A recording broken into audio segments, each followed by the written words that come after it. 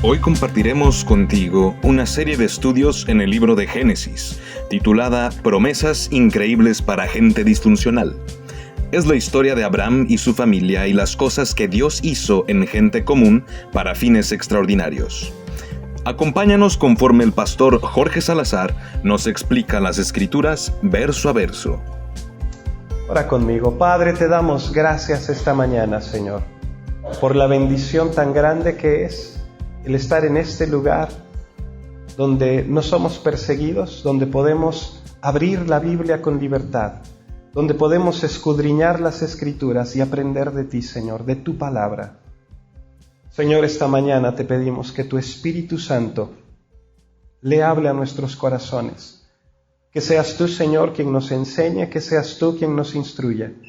Y, Señor, no permitas que nadie salga de aquí sin haber sido transformado por tu Espíritu.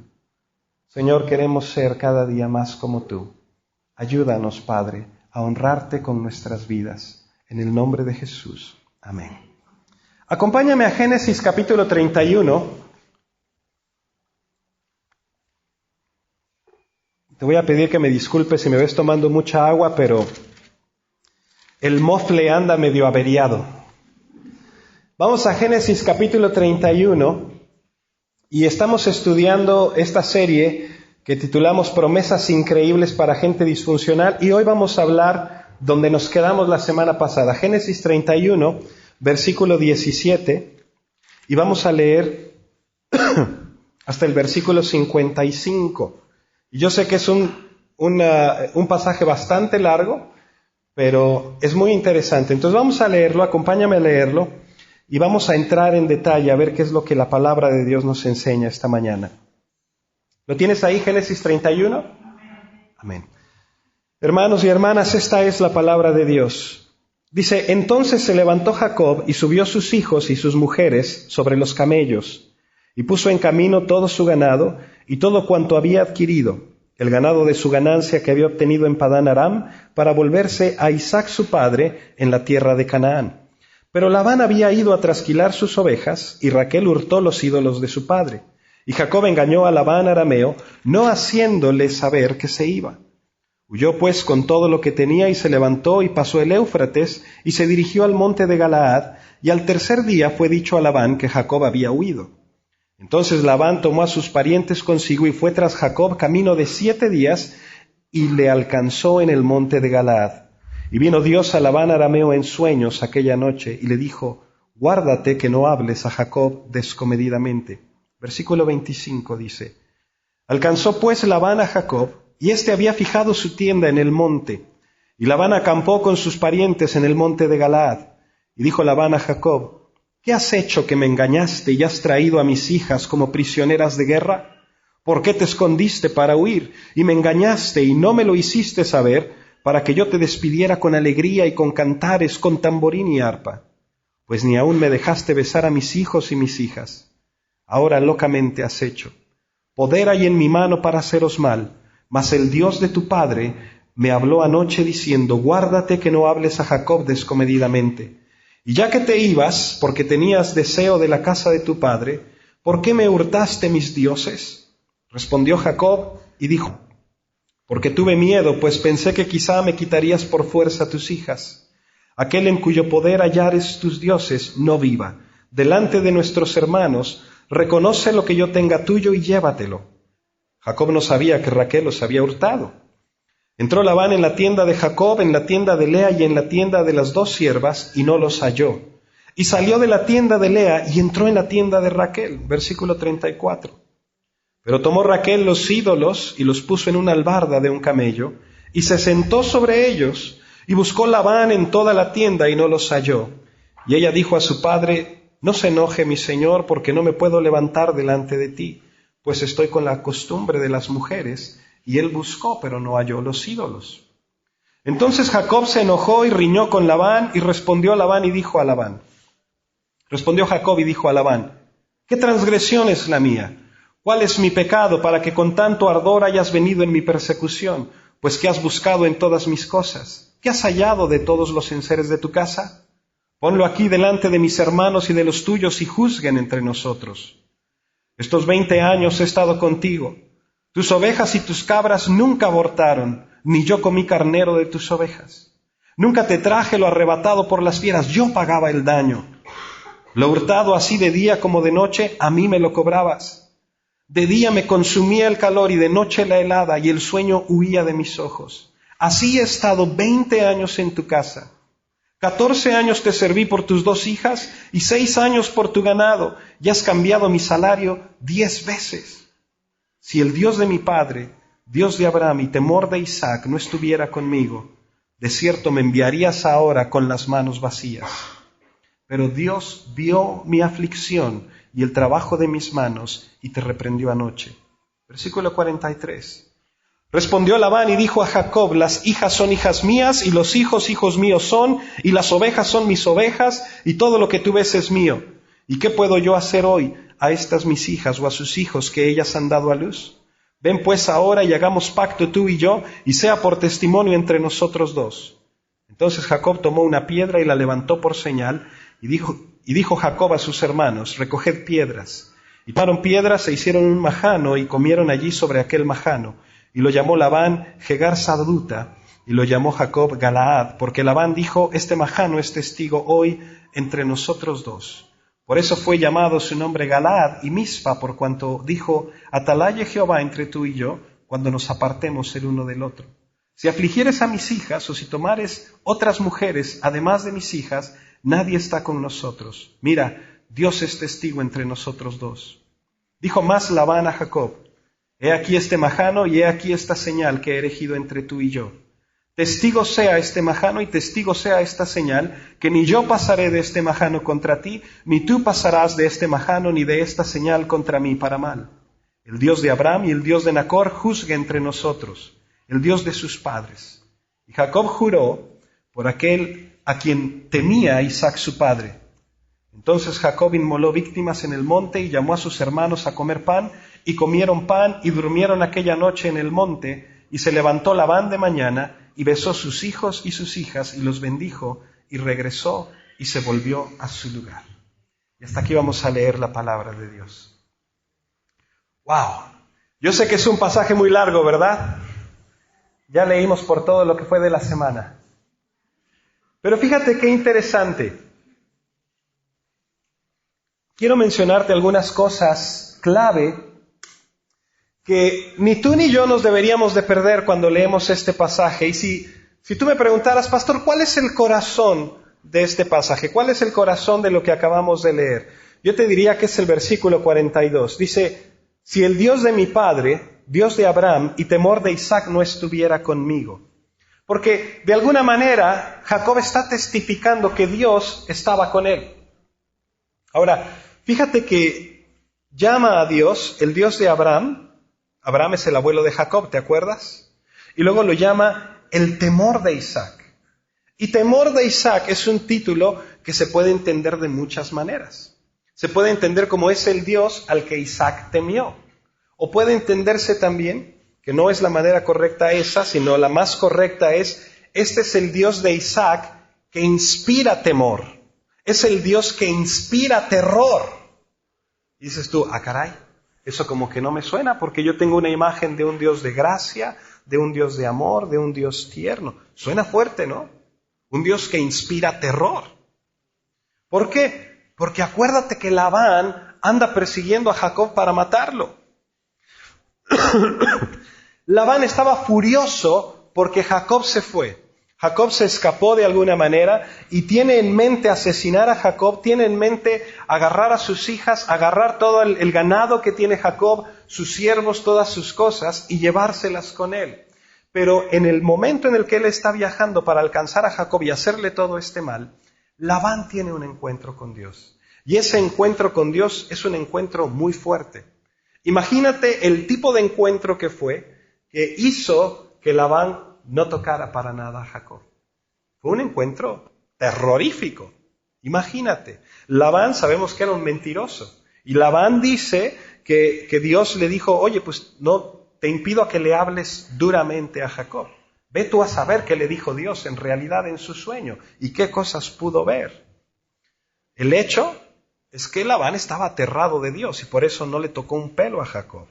Entonces, De ahí del versículo 42 es de donde sacamos el título de esta prédica. ¿Por qué temer a Dios? ¿Por qué confiar en Dios? Proverbios 9:10 dice, el temor de Jehová es el principio de la sabiduría. ¿Qué quiere decir esto? Que si tú vas a estudiar la unidad 1 y el capítulo 1 de cómo tener sabiduría, no puedes empezar a tener sabiduría sin antes temer a Dios. Y la sabiduría es cómo navegar bien por la vida, cómo tomar bien las decisiones. Pero no podemos aprender nada de eso hasta que no tengamos temor de Dios. De hecho, me encanta lo que escribe un pastor del siglo pasado, se llamaba Oswald Chambers, dice, lo más impresionante de temer a Dios es que cuando temes a Dios, no temes a nada más, mientras que cuando no temes a Dios, le temes a todo lo demás. Y es cierto, eso es algo verdadero. Pero sigamos con nuestro pasaje. Mira, Jacob decide dejar a Labán. Es la época cuando se van a trasquilar las ovejas, entonces estaban muy ocupados. Y en ese momento dice Jacob, ahora es cuando. Y agarra a sus mujeres, agarra a sus hijos, sus chivos y todo. Y te acuerdas que Labán estaba a 3 días de distancia de Jacob. Entonces Jacob empieza a huir y empieza a viajar con todo esto. Imagínate niños, borregos, chivos, ganado, camellos, ciervos, un montón de cosas. Pues iban viajando lentamente. Según lo que podemos sacar de cálculos por donde andaban, viajaban como 35 kilómetros cada día. Es como si te fueras de aquí a Constitución y hoy llegas al kilómetro 35. Mañana hasta el 70. Y ahí te vas. Imagínate. Entonces Labán se entera y está furioso. Dice, este cuate se me peló. Y entonces se trepa a sus camellos, junta a toda la gente que puede y empiezan a tratar de alcanzarlo. Pero mientras todo esto sucede, nos enteramos que Raquel, la hija de Labán, agarra y se roba los ídolos de su padre. Se roba todas esas figurillas, los dioses de su padre. Y es bien interesante. Y vamos a verlo de 3 puntos diferentes, porque el primer punto de vista que quiero que veamos es que cuando vemos esto, la intención de leer este pasaje es que nos demos cuenta de lo absurdo que es el creer en los ídolos. O sea, tienes que darte cuenta que cuando Moisés escribe el Génesis, yo creo que él está esperando que nos muramos de la risa cuando leemos esto. O sea, es un caso típico de secuestro de dioses. O sea, Raquel secuestró a los dioses. ¿Te imaginas? ¿Quién puede secuestrar a un dios? ¿Quién puede secuestrar a un ídolo? ¿Cómo puede alguien hacer algo así? ¿Cómo le puedes hacer algo a un dios si en realidad es un dios? Y ese es el punto, ¿no? Entonces ahí está Raquel con esos monitos y llegas al punto en el que se aparece Labán y los empieza a acusar de todas estas cosas y empieza a esculcar todas las cosas. ¿Dónde están mis dioses? No encuentro a mis dioses. ¿Quién se llevó mis dioses? Y se mete a buscar a la tienda de Lea y a la tienda de... Y llega al punto donde llega a la tienda de Raquel. Dice, alguien me ha robado a mis dioses. Y es increíble porque te dice que Raquel está sentada sobre la montura de un camello, los dioses en una bolsita debajo de ella, y le dice Raquel, papá, no me puedo parar porque estoy con la costumbre de las mujeres. O sea, estoy en mi periodo. Y eso nos debería de hacer reír también, porque cuando lo están leyendo el pueblo de Israel, ellos ya tenían todas las leyes ceremoniales de la purificación y de la impureza y de la inmundicia, y eso quería decir que ahora los dioses, imagínate, eran inmundos. Esos ídolos eran inmundos. Entonces te das cuenta que es así como ridículo. Si eres un dios y tienes poder y puedes hacer tantas cosas, ¿cómo vas a estar ahí? Entonces es un punto de vista que no debemos perder, como lo leería la gente en aquel entonces. Y hay otro punto de vista muy importante, y es preguntarnos, ¿qué motivó a Raquel? ¿Por qué Raquel se robaría los dioses de su papá? Y en aquella cultura lo que sucedía es que obviamente eran culturas paganas que creían que esos monitos tenían poderes y conforme iban pasando las generaciones, el que se quedaba a cargo de la familia era el que heredaba los dioses y el que tenía los dioses en su casa y ponían un nicho muy bonito y ahí tenían sus monitos de barro. Entonces podemos pensar que a lo mejor Raquel se llevó los dioses para decir, pues yo ahora por fin vencí sobre mi hermana. ¿Te acuerdas que siempre estuvieron peleando? A ver quién era la más chiquitiguau. Y Lea pues era la más grande, ¿no? Ah, pero Raquel, yo tengo a los dioses. Entonces, te amolé, ¿verdad? Ahora soy yo la efectiva. Y puede ser una de las razones. Otra posibilidad es que a lo mejor pensaba que esos dioses les iban a traer prosperidad, que le iban a traer seguridad, que les iban a traer protección, iban a hacer un viaje muy largo. Y dice, bueno, pues me llevo a los dioses de mi papá para que nos cuiden. Y hay otras personas que piensan que a lo mejor se los llevó porque dijo, mira, mi papá sabe manipular a sus dioses y si se va y le pregunta a los dioses dónde andamos, nos va a encontrar rápidamente. Entonces, para que no tenga quien preguntarle y como si fuera un GPS cavernario, pues me llevo a los dioses y así no nos van a encontrar.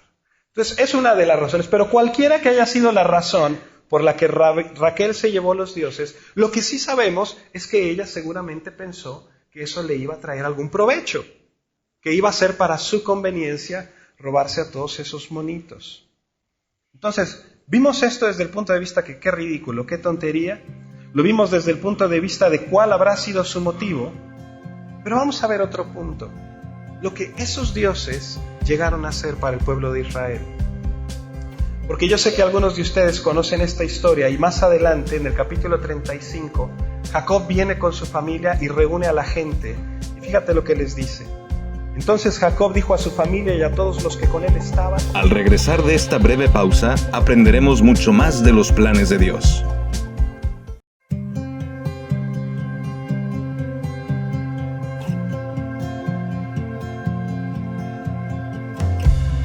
Estamos de regreso en esta serie titulada Promesas increíbles para gente disfuncional, con el pastor Jorge Salazar.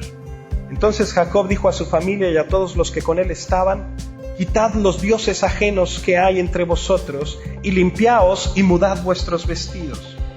Y empezamos a darnos cuenta que ya no nada más Raquel tenía dioses, sino que la gente, la familia, los siervos y todos los que vivían ahí también tenían dioses. Tenían ídolos y estatuillas. Y llega un punto en el que Jacob viene y les dice, tienen que dejar de hacer esto. Tienen que dejar de hacer esto. Y cuando lees la historia del Antiguo Testamento, te das cuenta que el asunto de la idolatría llegó a ser tan gruesa para el pueblo de Israel. Era piedra de tropiezo una y otra vez sobre toda la nación y se perdían la bendición. ¿Te acuerdas de David, el rey David? Un día Saúl, cuando David era joven, andaba Saúl tratando de matarlo y puso guardias alrededor de su casa para vigilar y a ver en cuanto salga, lo pepenan y me lo traen. Y la esposa Mical se entera de esto y lo descuelga por una de las ventanas para que se escape escondido. Fíjate lo que dice la Biblia en 1 Samuel. Descolgó Mical a David por una ventana y él se fue y huyó y escapó. Dice, y luego tomó Mical una estatua. Y esa palabra estatua es en hebreo la misma palabra que usa Génesis para los ídolos de Labán. Y dice que, fíjate lo que dice, tomó la estatua, tomó el ídolo, dice, y la puso sobre la cama y le acomodó por cabecera una almohada de pelo de cabra y la cubrió con la ropa. Y cuando Saúl envió mensajeros para prender a David, ella respondió, está enfermo. Pero fíjate qué grueso. En la mismísima casa de David, su esposa tenía un ídolo. Mical tenía una estatua, uno de estos objetos. Y si tú te pones a ver con los historiadores, cada que los arqueólogos han hecho excavaciones en la zona de Israel, siempre encuentran esos monitos de barro, esas estatuillas que eran ídolos, y te das cuenta que prácticamente toda la nación estaba inundada de idolatría, y es el gran drama de Israel. Ahora, de lo que te quiero hablar no nada más es de por qué debemos temer a Dios, sino por qué no debemos temer a los ídolos, por qué no debemos confiar en los ídolos. Y en tu bosquejo eso dice el punto A. En primer lugar, yo sé que hay algunos de aquí que tienen familias que todavía tienen monitos en su casa y estatuas y este tipo de cosas, y tuviste que aprender a no confiar en ellos. Pero habrá otros que digan, bueno, eso no tiene nada que ver conmigo. Yo realmente no tengo nada de ese tipo de cosas. Pero déjame decirte algo, los ídolos no son nada más las figuras de porcelana, de barro, de madera. Los ídolos son mucho más que eso. Nuestros ídolos son las cosas en las que confiamos. ¿Estás ahí? Raquel confiaba en esas cosas para ella tener seguridad. Raquel confiaba en esas cosas para que le dieran la victoria sobre su hermana o para que le diera prosperidad o riquezas o lo que fuera. Sea lo que sea, un ídolo es cualquier cosa en la que confiamos fuera de Dios. En esos tiempos y en la actualidad, con todo el materialismo que hay, con todas las cosas que vivimos, muchos de nosotros confiamos más en el saldo que tenemos en el banco, ¿no es cierto? ¿Cuánto saldo tengo en cuánto hay en mi cuenta bancaria? Estoy preparado para cualquier imprevisto. Y confiamos en que tenemos lana y confiamos en todo ese tipo de cosas. Confiamos en el dinero más que en Dios. O a lo mejor hay quienes confían en los deportes. Y dicen, bueno, pues es que yo hago mucho ejercicio porque voy a estar sano y así no me voy a enfermar. Y se vuelve una fijación que terminamos dependiendo más de nuestra dieta, de nuestros deportes, de nuestro dinero. ¿Me explico? Confiamos más en todo ese tipo de cosas. Ahora, no me malentiendas. No quiere decir que no ahorres. Ni quiere decir que no estés preparado para un día de crisis. Ni tampoco que no hagas ejercicio. Al contrario, haz ejercicio. Pero lo que estoy hablando es que no pongas ahí tu confianza. No pongas en esas cosas tu confianza. ¿Te acuerdas del joven rico que viene con Jesús? Y le dice, Señor, yo quiero seguirte. ¿Y qué le dice Jesús? Vende todo lo que tienes, dáselo a los pobres y sígueme. No. ¿Por qué? Porque ahí estaba su confianza. Ahí estaba su confianza. En su cartera, en su dinero. ¿Me explico? Jesús sabe cuál ídolo tienes. Y tenemos que eliminarlo. Sea cual sea. Porque Dios no va a competir con un Dios muerto. ¿Estás ahí? Yo quiero decirte que son ejemplos de ídolos. Mira, Juan Calvino dijo algo muy interesante. Dijo, el corazón humano es una fábrica de ídolos. Cada uno de nosotros es un experto desde el vientre de su madre en inventar y fabricar ídolos. Y cuando entendemos esto, nuestros planes para la incertidumbre, ya tengo todo resuelto, va a ser así, va a ser asá, soy bien chiquitiguau, tengo la capacidad en mi trabajo, tengo esto, y creemos en eso más que en Dios. Estamos en aprietos. ¿Cuántos han escuchado historias como la del tipo aquel que estuvo trabajando y guardando para su retiro? Y dijo, ay, voy a juntar porque me voy a retirar un día y ahora sí me voy a dedicar a jugar golf toda la vida. Y estuvo juntando y juntando y juntando y se retira y a los 6 meses se muere. Y te das cuenta de algo muy importante. Al final, los ídolos siempre fallan. ¿Estás ahí? Al final siempre fallan. Por eso no podemos poner nuestra confianza en los ídolos. Porque el que nos sustenta es Dios. Y ese es el punto que quiero dejar claro. Ahí en tu bosquejo dice, la idolatría siempre falla. Y es lo que pasó con Raquel. Fíjate qué chistosa historia. Se llevó las imágenes de su padre, se llevó todo pensando que eso era lo que le iba a proteger. ¿Y quién la protegió? Dios. Dios fue el que se le aparece a Labán y Dios es quien les protege. Y ese es el punto, de ver quién sí y quién no. Los monitos no pueden hacer nada, Dios puede hacerlo todo. Por eso la idolatría fracasa. Pero punto B, Dios nunca falla. Mira el asunto cuando Labán alcanza a Jacob. Llegamos al versículo 29. Es impresionante, ¿te fijas? Le dice, poder hay en mi mano para haceros mal. Mas el Dios de tu padre me habló anoche diciendo, guárdate que no hables a Jacob descomedidamente. Mira, algo le ocasionó tal terror a Labán que en cualquier otra circunstancia lo habría matado. Pero después de ese sueño con Dios, no quiso hacer nada. ¿Y te acuerdas que unos capítulos atrás, en Génesis 28, cuando Jacob tiene ese encuentro con Dios de la escalera, ¿te acuerdas? Dios le hace una promesa a Jacob. Dios le dijo a Jacob, Jacob, tú vas a Padán Aram, pero yo te voy a traer de regreso a salvo. Esa fue la promesa que Dios le hizo. ¿Y sabes algo? Dios estaba determinado a cumplir su palabra. Y por eso es que Dios le protege. Por eso dice tu bosquejo, punto número 1, Dios se ata a sus promesas. Porque nosotros como creyentes hoy en día, déjame decirte algo, eso debe ser muy reconfortante. Que Dios está comprometido. Dios pone su reputación de por medio, ¿en qué? En sus promesas, en su palabra. Dios cumple lo que dice.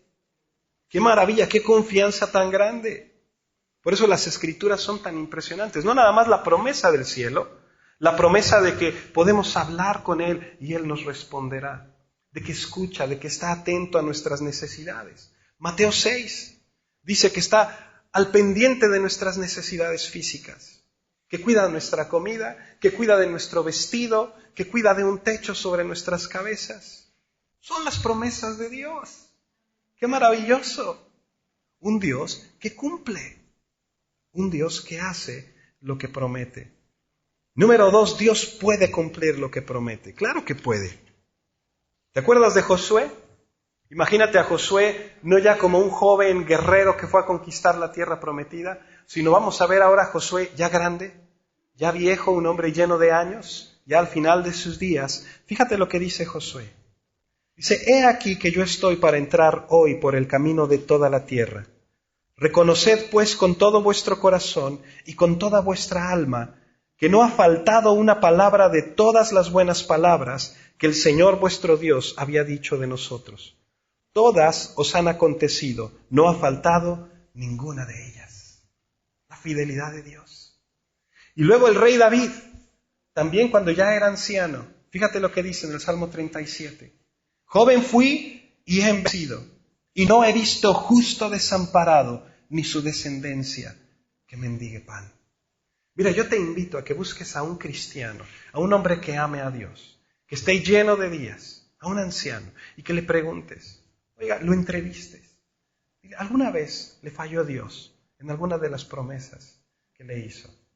Yo te garantizo que te van a decir, Dios nunca me ha fallado. Dios no falta a sus palabras. Dios no falla. No falla como los ídolos. Los ídolos a la hora de la hora no pueden hacer nada por ti. A la hora de la hora fallan. Pero tenemos un Dios viviente. Un Dios que a lo largo de la historia ha demostrado que Él es Dios. Ahora, ¿por qué suceden estas cosas? ¿Por qué confiar en algo que falla y no en algo que no falla? ¿Por qué confiar en los ídolos? Porque el pecado es irracional, ¿sabes? Llegamos al punto de la historia donde llega Labán, está con Jacob, están frente a frente. Labán, imagínatelo, por favor, está furioso, está lívido, está echando humo por la nariz. Y la primera cosa que le dice es, ¿por qué te has llevado a mis hijas como prisioneras de guerra? O sea, ¿te das cuenta? O sea, es como si él creyera, o sea, el tipo genuinamente cree que sus hijas prefieren estar con él que con su esposo. Pero fíjate qué ridículo. El hombre que les echó a perder su noche de bodas a las 2. El hombre que les ha estado robando durante 20 años. El hombre que ha estado haciéndole la vida imposible a ellas, a sus hijos, a su esposo, a su familia. Y él genuinamente cree que Jacob se llevó secuestrada a sus hijas y por la fuerza. O sea, qué ridículo, ¿se la creerá Labán? Ahora fíjate, la segunda cosa que le dice Labán, si te hubieras quedado y me hubieras dicho que te ibas a marchar, te hubiéramos hecho una fiesta y al final nos hubiéramos despedido con un beso y un abrazo y todo chiquitiguau hasta que te desaparecieras en el horizonte. Adiós, Jacob. ¿Se la creerá Labán en serio? ¿Lo creerá quien sea que lo hubiera estado oyendo? Es absurdo.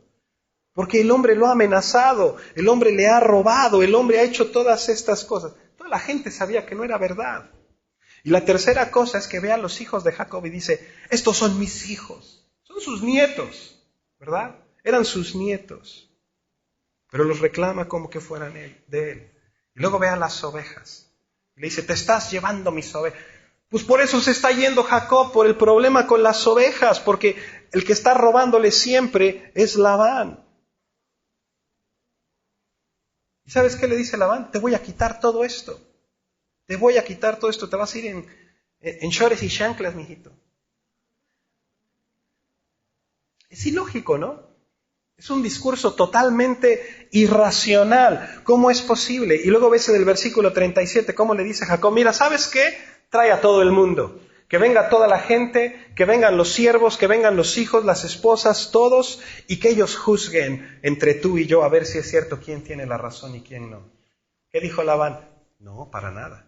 ¿No lo iba a permitir Labán? Por supuesto que no. ¿Por qué no lo iba a permitir? Porque es algo irracional. Y esa es la respuesta de la idolatría. Es algo irracional. Ahora, ¿por qué el pecado es irracional? Porque siempre es egocentrista. Si tú haces un estudio de Labán y te pones a investigar su vida, vas a describir a Labán como alguien que tiene sus ojos puestos en Labán. Solamente piensa en Labán. Solamente ve por Labán y es el tipo de persona que siempre se está preguntando, bueno, ¿y yo qué obtengo de esto? ¿Y qué hay para mí? Porque solamente piensa en mí, conmigo, yo primero y después yo. Es bien alarmante porque vivimos en una cultura del mí, me, yo, conmigo. En una cultura donde de veras se ha exaltado el egoísmo hasta que llega a ser una virtud. No, tú tienes que ver por ti. Es más, la gente dice que eso es lo que enseña la Biblia. ¿Has oído eso? La Biblia dice que ames a tu prójimo como a ti mismo. Entonces, como no puedes amar a tu prójimo si no te amas a ti mismo, ámate a ti mismo. Y tienes que amarte a ti mismo y tienes que ver por ti mismo y tienes que mí mismo, yo, mi, me conmigo. La Biblia no enseña eso. Perdóname. La Biblia jamás habla de ese tipo de cosas. No hay nada en la Biblia que enseñe algo parecido. Lo que la Biblia nos dice es que tenemos que poner nuestros ojos en alguien mucho más grande que nosotros mismos. Que tenemos que poner nuestros ojos y tenemos que amar a alguien que es más grande que cualquier cosa que jamás hayamos conocido. Que tenemos que poner nuestros ojos y una pasión y un amor y una energía y una entrega más grande que nosotros mismos. Eso es lo que dice la palabra de Dios. Tiene que haber alguien más grande que nosotros. ¿Estás ahí? Dicen por ahí que para salir de la depresión tienes que hacer 10 cosas. Número 1, hacer algo por alguien más. Número 2, hacer el número 1 9 veces. Deja de pensar en ti mismo.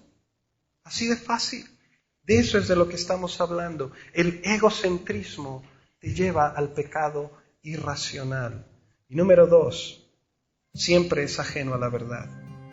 Mira, Labán no tiene la remota idea acerca de lo que es verdad. Está bien lejos de la verdad este cuate. Por eso la idolatría es tan popular. La idolatría te promete algo por nosotros, mientras que el verdadero Dios te pide que te rindas a Él. Después de esta breve pausa, escucharemos la conclusión del mensaje de hoy. Quédate con nosotros.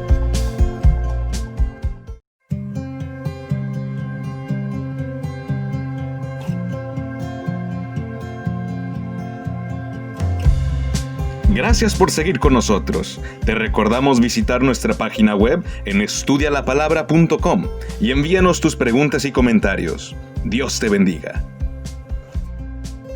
Por eso la idolatría es tan popular. La idolatría te promete algo por nosotros, mientras que el verdadero Dios te pide que te rindas a Él. Y ahí está toda la diferencia. Ahí es donde nos tropezamos. Porque a muchas personas el cristianismo se les hace tan difícil, porque te pide que te rindas, que te entregues, que obedezcas. Dice, no, yo no me voy a rendirle a nadie. Y por el otro lado, la idolatría te dice, tú puedes hacer lo que quieras, tú puedes vivir como quieras, tú vas a tener todo disponible. No hay ningún problema, pero no es por ahí. No es por ahí. ¿Por qué temer a Dios? Te voy a dar 2 razones y con esto vamos a terminar. Número 1, tenemos la evidencia de la historia. ¿A qué me refiero? Mira el versículo 53. Te voy a explicar lo que está sucediendo. Labán está hablando y dice, el Dios de Abraham y el Dios de Nacor, el Dios de sus padres, juzgue esto. ¿Qué es lo que hace este versículo tan fascinante? Te voy a decir. En la mente de Labán, el Dios de Abraham y el Dios de Jacob, de Nacor, son el mismo Dios. ¿No te parece fascinante? ¿Te acuerdas que hablamos de Nacor, cómo era un idólatra, un ocultista, un pagano? Pero para Labán es el mismo Dios. O sea, Labán es el tipo de personas que dice que el Dios de Abraham, que es un Dios viviente, que es un Dios real, que es un Dios que demanda un estándar en tu vida, es lo mismo que el Dios de Nacor, que una figurita. Dice, no importa, son pequeñas diferencias. Realmente todos hablan de lo mismo. Todos creemos lo mismo, todos vamos al mismo lugar, son detallitos. Se parece mucho a como pensamos ahora, ¿no? Se parece mucho a nuestra cultura. Las religiones todas son iguales. En principio, todas buscan lo mismo. Qué gran diferencia, ¿no? Esa es la perspectiva de la idolatría. Esa es la perspectiva de la idolatría. Y mira lo que le dice Jacob al final del versículo 53. Dice, Jacob juró, pero no juró por Abraham, por el Dios de Abraham, porque Labán piensa que son el mismo Dios. Juró por el temor de su padre Isaac. O sea, le está diciendo, Labán, voy a jurar por el Dios que te encontró en el camino. Voy a jurar por el Dios que te hizo temblar, que todavía las rodillas se te están haciendo así, por el Dios verdadero. Por ese Dios voy a jurar. Ese es el Dios que inspira verdadero temor, el Dios por el que juraré. Y lo que vemos aquí es esa división entre 2 grupos de gentes. Quienes quieren vivir a su manera creyendo en lo que se les da la gana creer y quienes quieren honrar al Dios verdadero y rendirse a su voluntad. Y si te pones a pensar, esa es la historia de la Biblia. Y ves pueblos tras pueblo, civilización tras civilización que estaban entregados a la idolatría y a dioses muertos y cómo se fueron extinguiendo y cómo el Dios verdadero fue trayendo esa dirección y esa prosperidad y esa dirección a quienes creyeron en Él. En un punto de su historia el Señor viene y les dice, mira, pongo delante de ti la vida y la muerte. Pongo delante de ti el bien y el mal. En Deuteronomio 30 dice, a los cielos y a la tierra, llamo por testigos hoy contra vosotros, que os he puesto delante la vida y la muerte, la bendición y la maldición, escoge la vida. Escoge la vida. Y eso es lo que nos dice. El que se postra delante de Dios es el que le teme a Él, el que creó el cielo, el que creó la tierra, el que nos da todas las cosas, el que se ha revelado a lo largo de las páginas de la historia, el Dios verdadero. En segundo lugar, tenemos la certeza de la esperanza. ¿Por qué tenemos certeza? Porque todo lo que Dios ha prometido, Él lo ha cumplido. Todo lo que Dios ha dicho, Él lo ha hecho. Por eso, como decía este pastor Chambers, si le temes a Dios, no temes a nada más. Porque estás en las manos de un Dios que cumple. Y déjame decirte algo. Cuando confías en el Dios verdadero, no temes a la flecha que vuela durante el día, no temes al terror de la noche, no temes a la enfermedad, no temes al hambre, no temes a la bancarrota, no temes al bien, no temes al mal, temes a Dios. Y eso es todo. ¿Lo crees? ¿Por qué no te pones de pie? Déjame orar por ti.